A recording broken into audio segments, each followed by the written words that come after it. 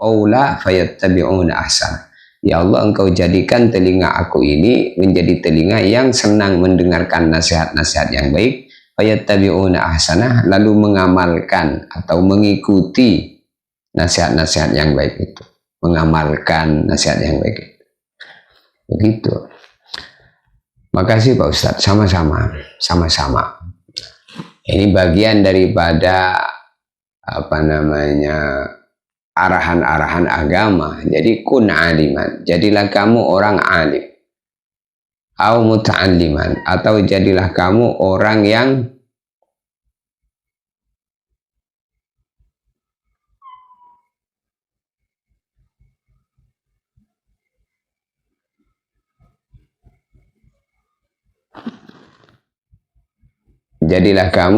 alim, atau jadilah kamu orang yang belajar,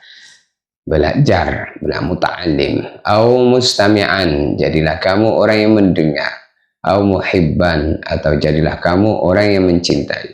La takun homisan fatahlika, jangan menjadi golongan yang kelima. Tidak alim, tidak muta'allim, tidak mustami', tidak muhibban. Adanya apa? Mubghidhan, orang yang membenci.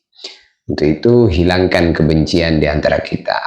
Satu saja isi hati kita dengan mahabbah karena Allah, cinta karena Allah, mencintai karena Allah. Apa-apa yang karena Allah itu mendatangkan ridha Allah. Ini kalau cinta karena Allah, ini nanti mendatangkan kecintaan Allah kepadanya. Karena orang yang cinta karena Allah, Allah akan mencintai dia. Maka dalam hadits qudsi disebutkan, ar-rahimun yarhamuhumur rahman.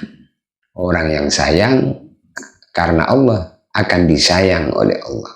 Orang yang cinta karena Allah akan dicintai oleh Allah.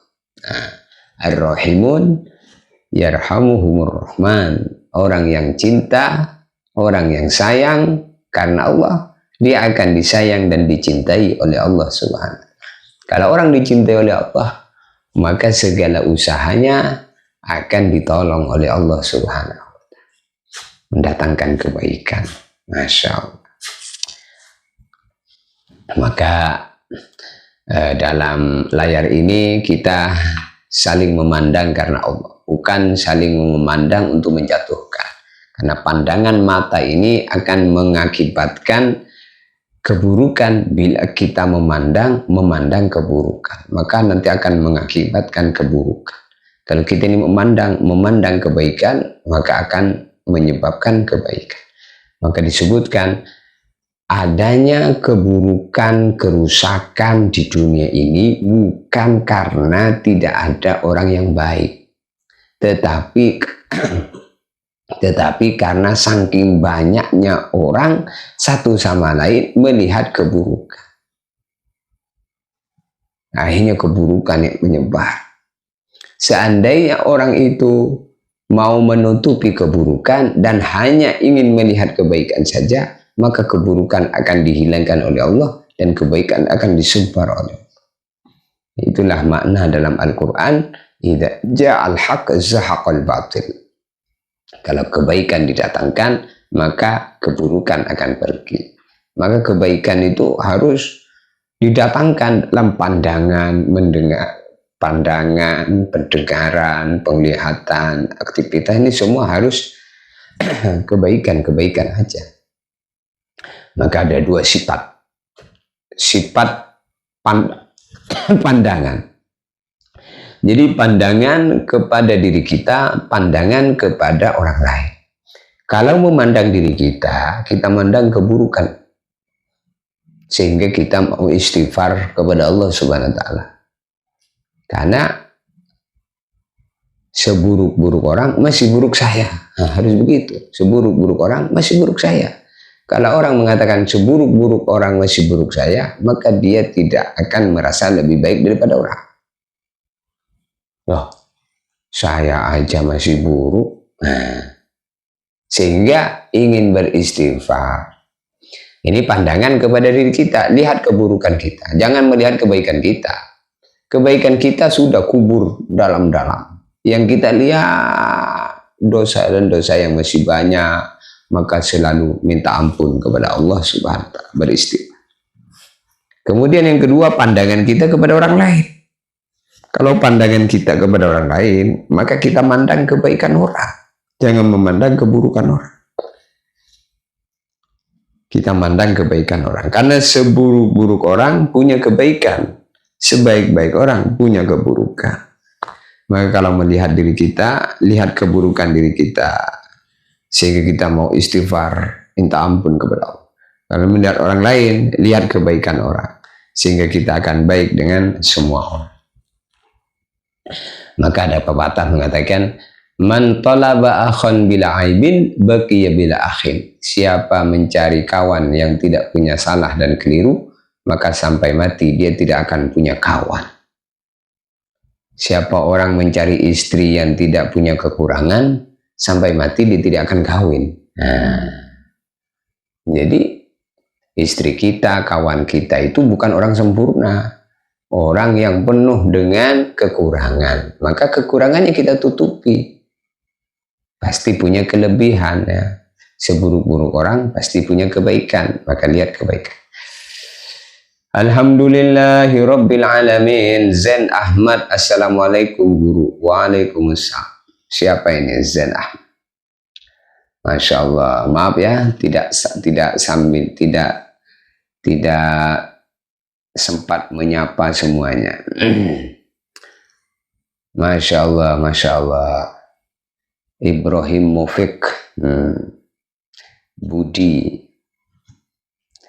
Masya Allah, Masya Allah, Masya Allah. Alhamdulillah, Alhamdulillah, Alhamdulillah. Makasih Pak Ustadz, sama-sama. Assalamualaikum guru. Zain Ahmad, siapa ini Zain Ahmad? Masya Allah. Ya, mudah-mudahan ini yang bisa diperbincangkan malam ini. Semoga apa yang telah disampaikan menjadi pencerahan terkhusus untuk diri saya pribadi dan kita semua. Usikum wa nafsi bitaqwallah faqad fazal muttaqun. Subhanallah wa bihamdihi, subhanakallahumma wa bihamdika, asyhadu an la ilaha illa anta astaghfiruka wa atubu ilaik. Ada yang mau tanya? Para mustami'in yang hadir di majelis ini, ada yang mau bertanya? Silahkan. Ini kan sebabnya kerjanya ini buat baju. Gimana? Pegangan. Buat apa namanya itu? Jualan baju lah di Shopee. Iya. Sekaligus yang membuatnya juga kan keluarga kan. Namanya baju-baju kondangan itu kan, yang mesen itu kan ada yang ketat, ada yang longgar. Pokoknya bervariasi lah. Itu kayak mana untuk mualah-mualah saya itu minta nasihatnya gitu. Iya. Apa diteruskan apa kayak gimana tuh? Ya, jadi kita berusaha di dalam berjualan itu jualan-jualan yang baik lah. Karena jangan sampai menjual jualan-jualan yang tidak baik.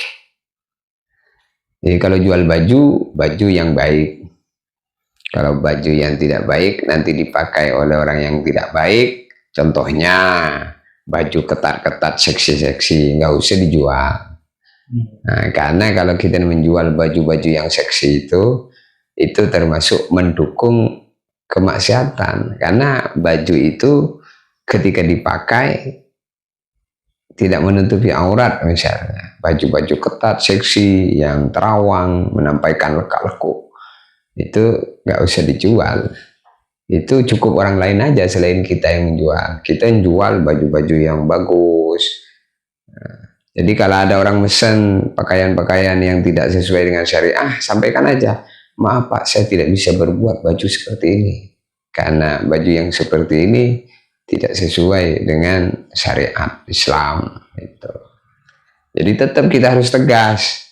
Ya, kita jual baju-baju yang baik. Sama aja seperti kita ini punya toko, maka isi toko kita dengan jualan-jualan yang baik saja. Jangan sampai dijual di toko kita itu perkara-perkara yang haram. Walaupun kita tidak minum, misalnya di dalam toko kita diisi minuman yang memabukkan misalnya. Kita jual perkara yang memabukkan misalnya. Walaupun kita tidak minum, tidak makai, tapi kita menjualnya, maka kita haram. Menjual perkara haram, walaupun kita tidak makan, kita dapat haram. Begitu juga menjual pakaian yang tidak menutup aurat, lalu dipakai oleh orang, sehingga pakaian itu tidak menutup aurat yang kita jual, kita dapat dosanya. Sama seperti orang misalnya menangkap babi. Nangkap babi. Babi ini kan haram. Dimakan haram bagi umat Islam. Kemudian kita tangkap babi, kemudian setelah itu kita jual babi itu. Kemudian hasil dari jual babi kita belikan beras. Jadi dari hasil yang haram menghasilkan yang haram. Jadi kita tidak makan babi, tapi makan nasi dari beras yang dibeli dari hasil jual babi. Nah, itu juga haram. Maka saran saya, ketika kamu buat pakaian atau menjual pakaian, maka hanyalah menjual pakaian-pakaian yang sesuai dengan syariat Islam aja. Nah, itu kita harus tegas dalam urusan itu. Karena kalau kita ini menjual perkara-perkara seperti pakaian yang menampakkan aurat, pakaian yang bolong-bolong, yang seksi-seksi, kemudian dipakai oleh orang, maka kita dapat bagian dosanya. Karena kita yang menjual. Maka dalam kaidah usul fikih disebutkan kullu ma haruma tanawuluhu haruma i'ta'uhu. Segala bentuk yang kemudian kita haram mengambilnya, maka haram memberikannya. Contoh kita ini misalnya mencuri. Mencuri. Setelah kemudian dapat, kita kasihkan ke anak bini kita hasil curian ini. Haram. Haram mengambilnya, haram memberikannya. Kalau haram menjualnya, maka haram membelinya. Jadi kalau haram membelinya, maka haram menjualnya. Jadi di antara jual beli juga kita harus tegas. Maka ini prinsip Islam ya. Kita dari segi hukum Islam. Jadi perkara yang haram kita jual, maka haram kita beli. Yang haram kita beli, haram juga kita jual.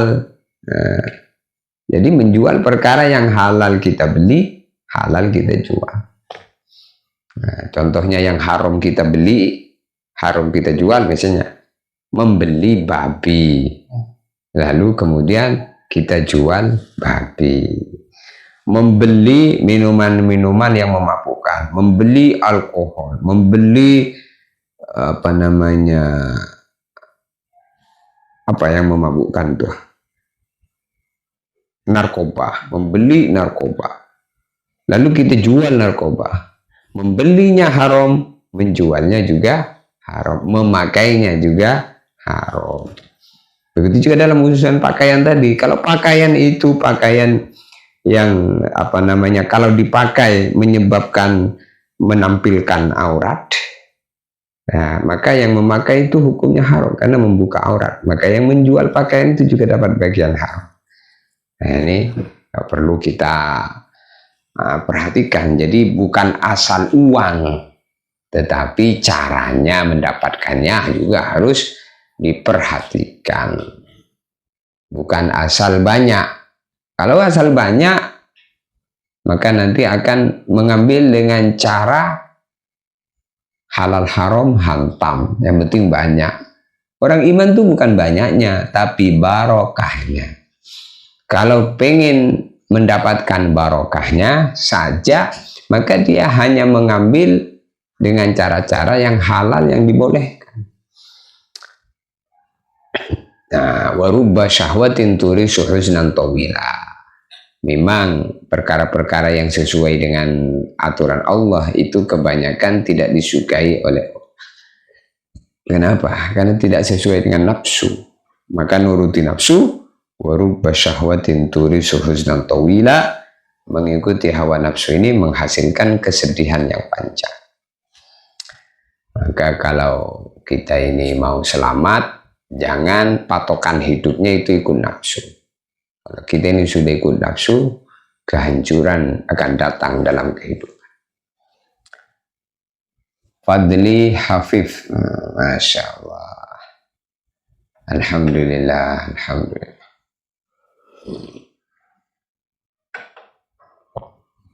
Masya Allah. Apa lagi?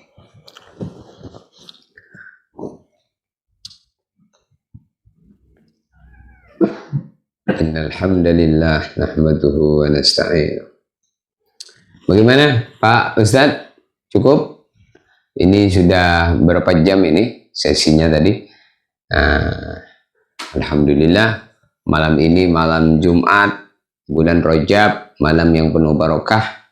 Alhamdulillah, di saat malam-malam jam 1, jam 2 ini kita bisa kumpul-kumpul di sini, bisa bincang-bincang perkara-perkara yang baik. Mudah-mudahan mendatangkan kebaikan bagi kita semua. Hidup kita barokah, keluarga kita barokah, usaha kita barokah, diberi sifat-sifat yang baik dalam diri kita, sehingga kita itu menjadi hamba Allah yang baik dan yang menyebarkan kebaikan kepada orang lain. Anfa'uhum linnas, dengan cara bisa melihat yang baik, bisa bicara yang baik, bisa mendengar yang baik, berpikir yang baik, sehingga beraktivitas yang baik di ruangan alam ini sepanjang hidupnya.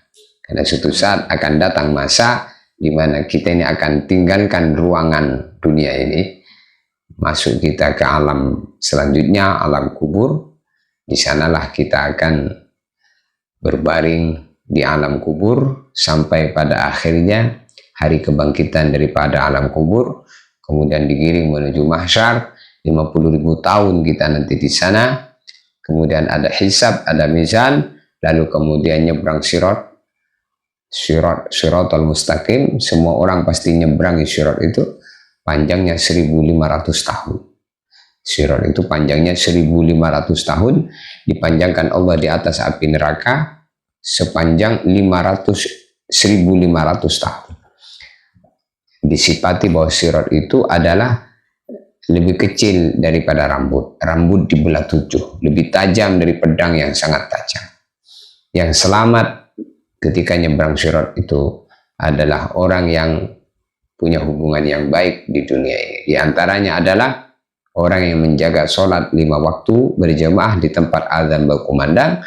Dia diberi 5 perkara: barokah rizkinya, selamat siksa kubur, menerima catatan amal melalui tangan kanan, nyebrang sirat secepat kilat, masuk surga tanpa hisab. Mudah-mudahan termasuk kita semua. Amin. Dan termasuk yang nonton di layar ini. Amin. Semoga semuanya baik-baik saja. Amin. Kurang lebihnya minta maaf. Wassalamualaikum warahmatullahi wabarakatuh. Yang sudah masuk di TikTok Pikir Akhirat ini, yang belum mengikuti, diikuti, di follow, disebarkan kepada yang lain dengan niat menyebarkan kebaikan.